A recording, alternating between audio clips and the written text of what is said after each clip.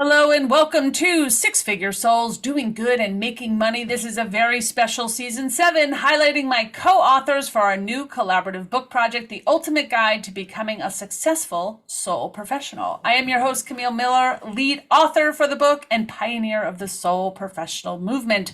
Today we are interviewing one of our co-authors, Safrianna Lughna, the Queer Spirit Guide. Hello, Safrianna. Thank you so much for Hello. joining me. Absolutely. I am very glad to be here with you. I love the work that you put out into the world. Oh, So thank you. it's an honor to work with you. Thank you. So I really want our listeners to get to know you before they pick up your chapter and read it. So I want to dive into a little bit about your work because you've recently changed up what you're doing, right? So Yes. let's go back a little bit to your history and just tell people what you were doing, and then we'll talk about the shift. Yeah. Well, I mean, if we roll all the way back, which I feel like is actually highly relevant to the direction I'm Okay. going now, I started as a public school English teacher. I taught middle school students English, and you can imagine 13, 14-year-olds have a lot of emotions, Oh my to goodness. say in the least. Yeah. I'm not even sure I knew all of this. Just Yes, explain and why you're such an incredible writer, but go ahead. I do have an English degree, it's true. Yeah. And I wanted to be a writer since I was a kid, but that's a whole other story. But yeah, so I was this English teacher for, like 150 plus kids per year, and I was in that work for almost a decade. And about halfway through that career, I don't know how the kids pinged me, but they could tell I was at least queer friendly. I think I had a poster in my room or Okay. something. And all of a sudden, kids started coming to me and coming out. And I was the first adult that they had ever shared that they were queer with. And Mhm. so we had this little queer crew at lunch. And it was just this beautiful, we called it anime club. I So was that gonna say, did you call it Queer Club? it Okay. was it was queer crew was our secret club name, like in Okay. the classroom once they got to lunch with me, but like otherwise it was anime club, so that I love no that. one was Okay. judged. And I mean, they were still judged because people make fun of Yeah. nerds, but in that experience of these kids coming to me and coming out to me, I was like, I need to go deeper than this. There's not enough that I can provide, which got me into my trauma therapy work. So I Okay. went back to school and became a therapist. And the fun part of that story is that several of my students found me years later and came to me for therapy, like outside of the window of Oh, time where you can have a dual incredible. relationship. Yeah. And literally these same kids came to me and were like, I want to work with you. So of course I served mostly queer individuals in my trauma therapy work.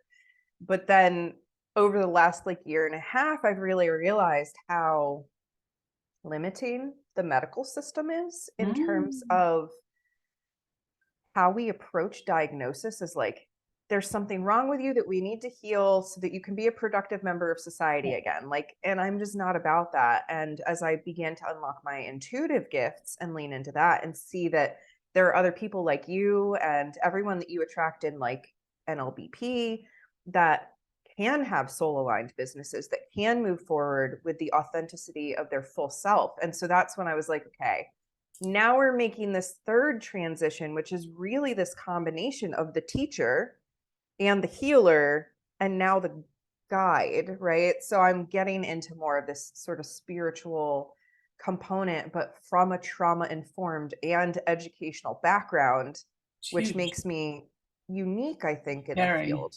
Yeah. Yeah. So you call yourself a guide now moving Hmm. forward. So let's talk a little bit of about the transition, because I know you and I talked a little bit about this as you were doing it, from having a very successful therapy business. I mean, Very, you are very, very successful. You still are. very. But to make that decision of I'm shutting this down or slowly allowing it to work itself Phase out. out, right? Hmm. To I'm going full fledged in this direction, and this is what it's going to look like. That's a huge leap of faith for anyone. It is. It is. Yeah. And I'm actually still working on my blog post for today, which, I'm sure as people see that it's not going to be today, but it's the death blog post because I'm currently doing this series on the major arcana and tarot. Okay. And I don't know why intuitively dropped in like this month's social media campaign, you're going to do the tarot. And I'm like, okay, I have no idea how this relates to what I do, but I'm going to do it. And each day I've been going in chronological order through the major arcana and just kind of sitting with the symbolism and throwing out some reflection questions for people. But in that process, I'm doing the work myself. And today I've been sitting with this concept of death, and death being a new beginning in the tarot symbolism.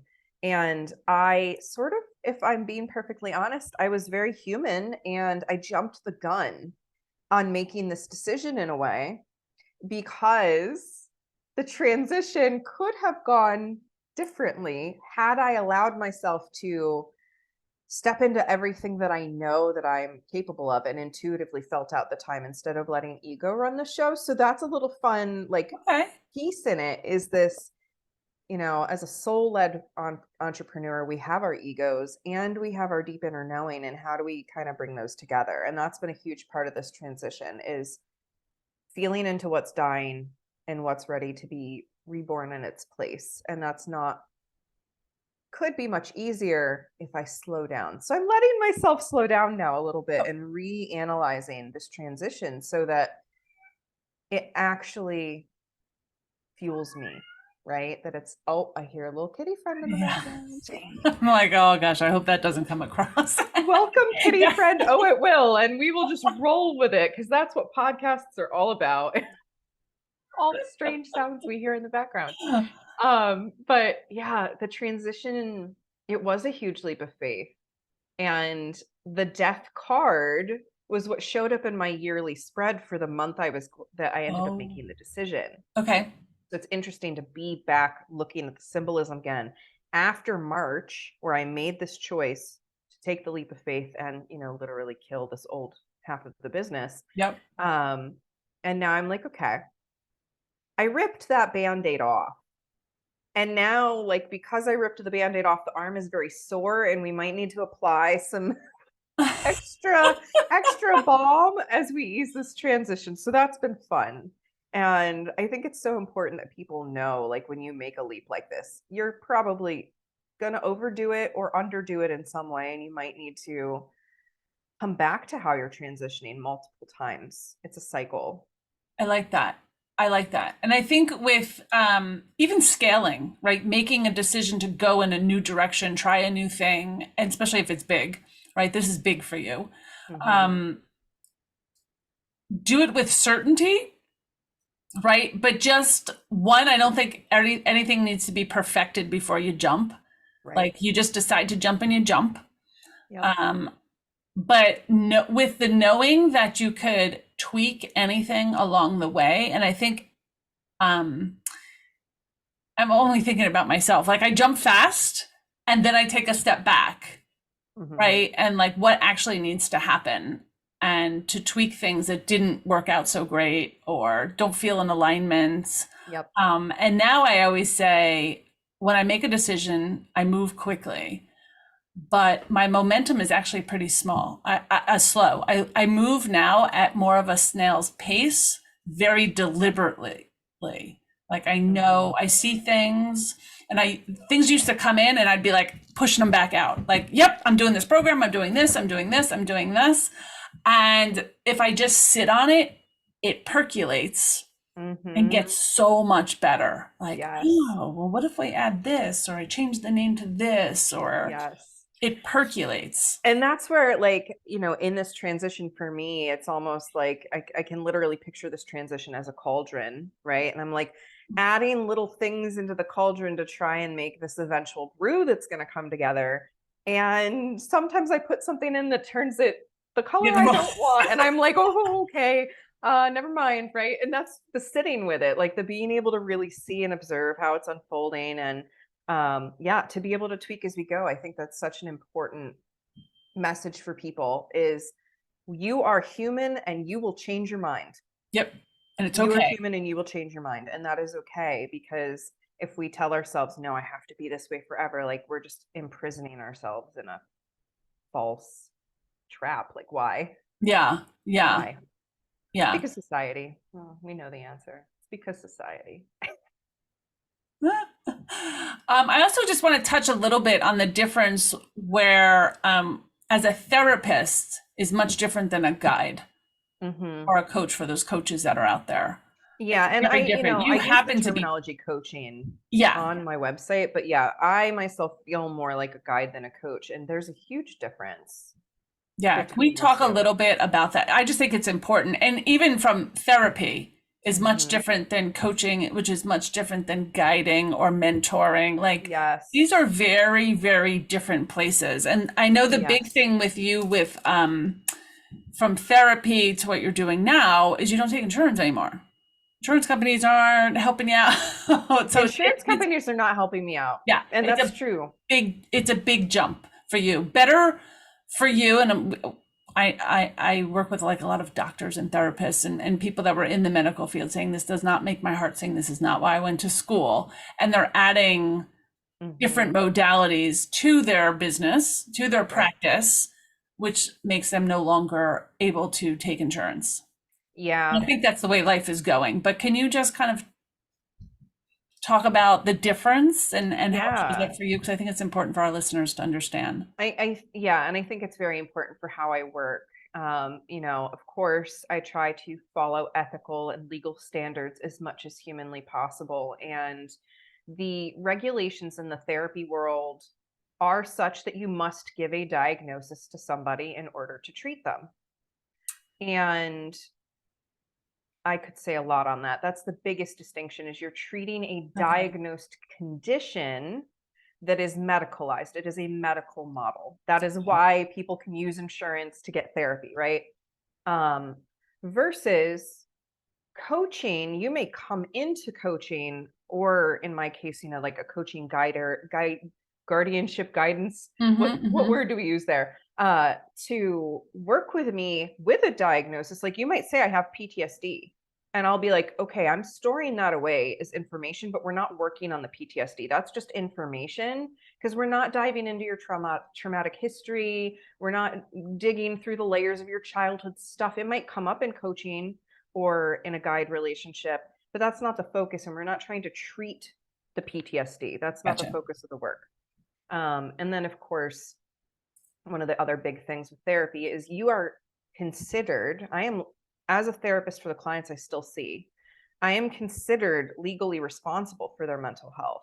If that client were to, heaven forbid, and I've never had this happen, and I hope to never have it happen, but if a client harmed themselves, someone else, or heaven forbid their life ended, I would be responsible for that due to being in charge of their condition, basically, which is a very, I don't know, like we don't hold doctors responsible for, if someone catches a cold or whatever. So why do we hold therapists as responsible for someone else's literal state Mental of health. life and Yeah. mental Yeah. health, right? It is up to the client. And I think that coaching almost has that more empowered model where it's more on the client, like the Yeah. coach, an ethical coach, which that's a whole other conversation. An ethical coach is showing up for the client just as a therapist does, but can push a little bit more towards the client's goals. Whereas in therapy work, especially being like me, a trauma therapist, there's no real pushing. It's navigating and very trauma, like very trying to hold and contain the trauma, to look at it very gently and not trigger and not, Okay. versus a coaching relationship, I feel like it feels less like an authority figure and more like two people that are meeting face to face, human to human. And there's an agreement that the coach human is going to push the other a little bit towards their goals because that's why they've entered the relationship. Whereas with therapy goals, it's more like we're trying to reduce your mental health symptoms. So If someone's triggered, mhm. how, as a coach, do you deal with that? I mean, because I'm a therapist, Because you I've been can, trained as a yes. therapist, I'm trauma informed. And unfortunately, there's a lot of therapists in the world that are not trauma informed. I And want to just, coaches, that is, and coaches which, that are very not. yes, and it's scary. Yeah. So, I respond if somebody gets triggered the same way I would in therapy, which is stop. Okay. Stop the momentum, come back to the breath and the body, anchor to the environment, reassess once the anchoring has come back in. And that's, the simplest strategy in the world to use when Okay. somebody is triggered is getting them to turn their head 360 degrees and look above, below, behind them, because that signals to the nervous system you're not actually in danger right now, because you can't, if you're running from a tiger, you can't Didn't know this. slowly look around. So, that would be my immediate go-to. And then, okay, do we need to full stop? What did this bring up for you? How do we need to address that? Does that need to be a part of our work? Or, if it's a coaching client, are you working with a therapist on this? Gotcha. Because I think that there's a beautiful synergy between therapy and coaching. Yeah. I don't think it should be, oh, you either have a coach or you have a therapist. I think everybody should have both. Yeah. So yeah, there's little nuanced differences for sure.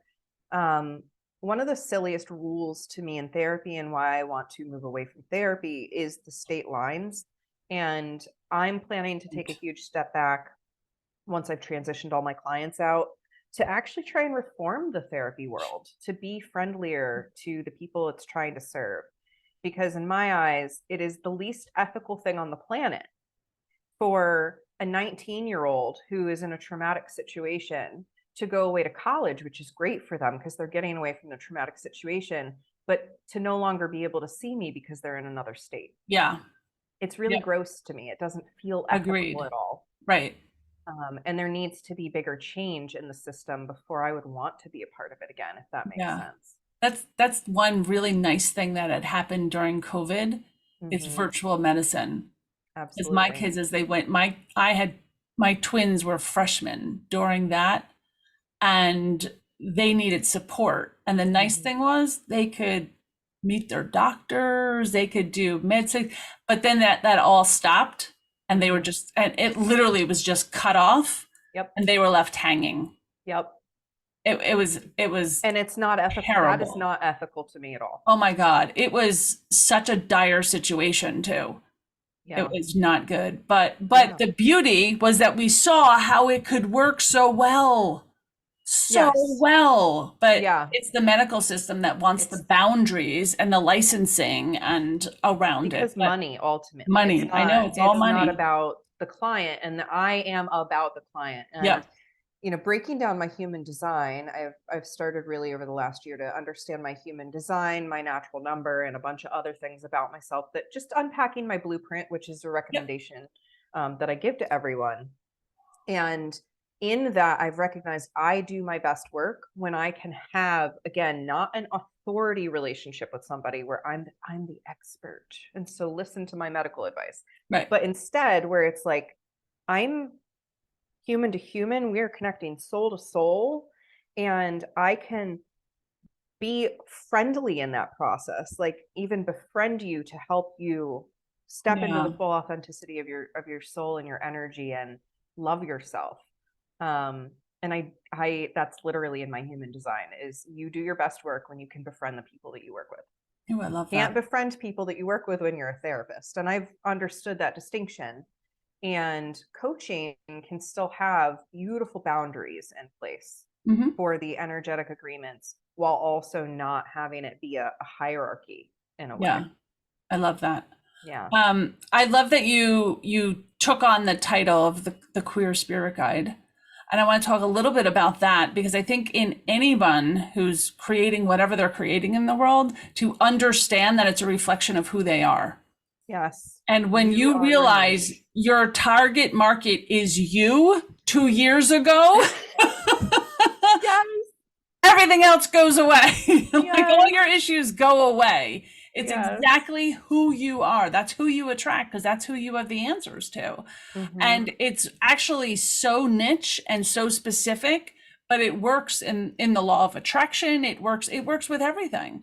It's so beautiful when you're able to just recognize that. And I love that you so beautifully recognize that. You're probably attracting the same people in therapy because that's who you are, right? It is. And you totally embrace who you are.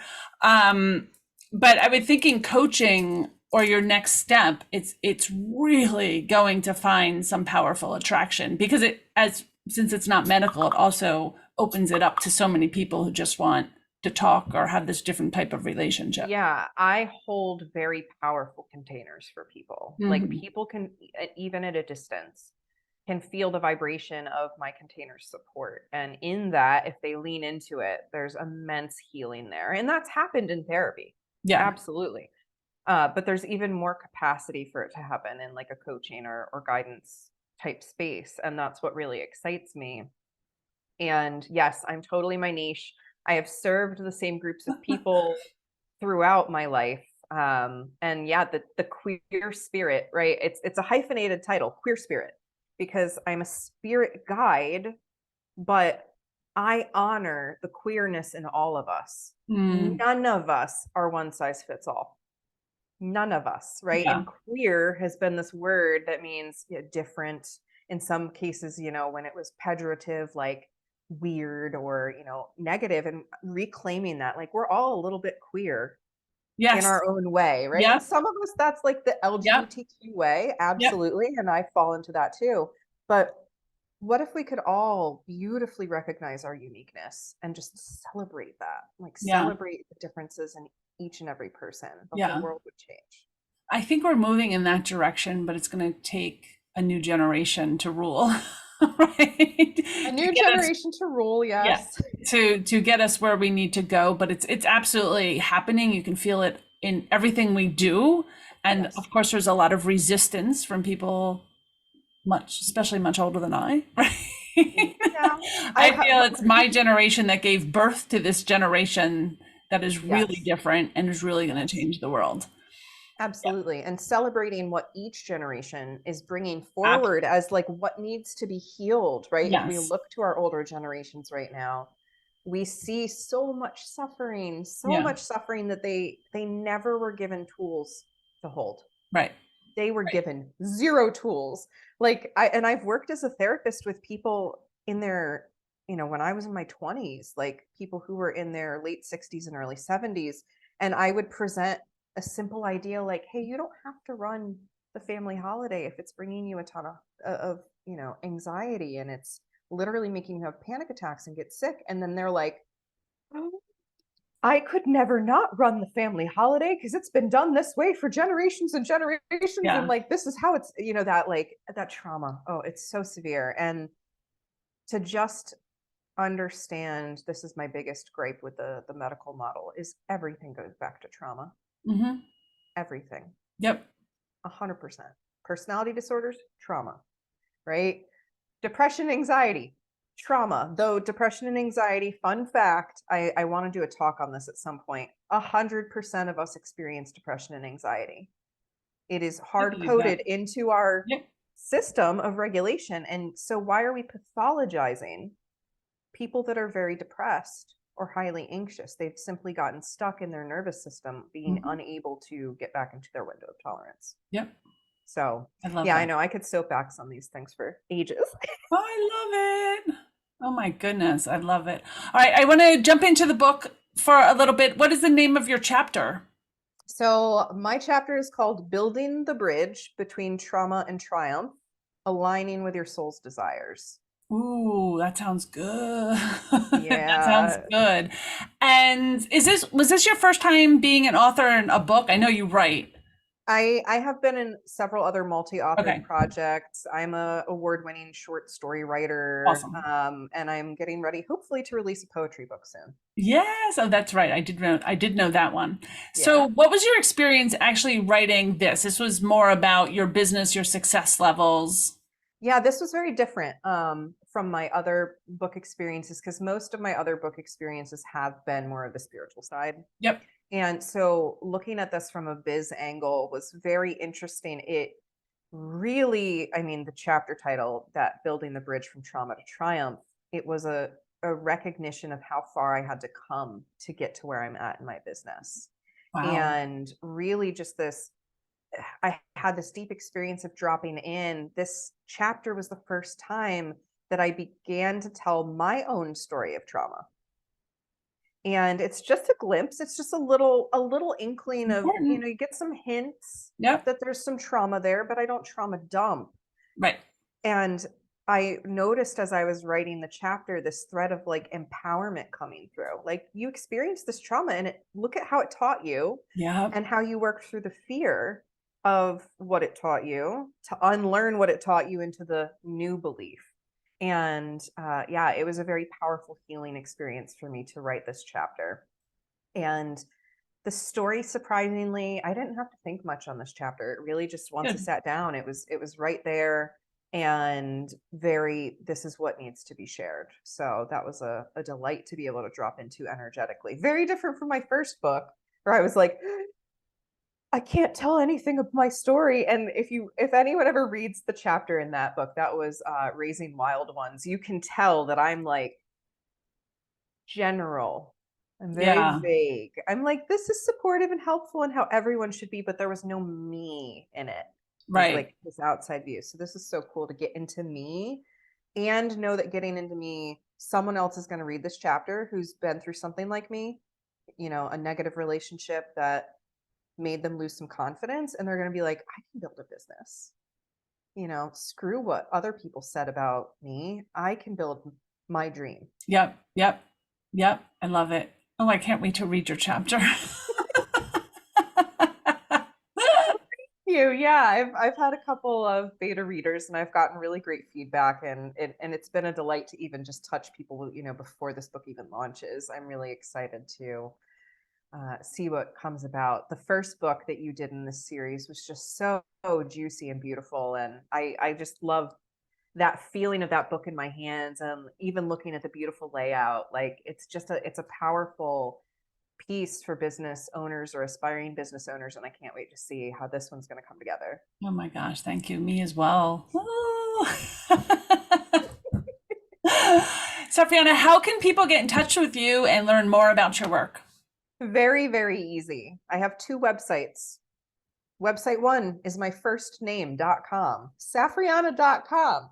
You know that you have worked on your self-esteem issues when you can have a domain in your own name. In your first name. That's my powerful. First name, yes. So Safrianna.com is where you can go to learn more about me and what I do and what I offer. And then livinglunas.com. So that's not spelled the way my last name is, which is Lughna. It's Luna like the moon with an S. So livinglunas.com. And that's where you can learn how to join our social communities that are centered around uplifting marginalized people and just like being a space to nerd out or be weird or be quirky or be spiritual and to play. So if you want to work with me, check out Safrianna.com. If you're more into just, you want to be a part of my social circle and hang out, check out Living Lunas.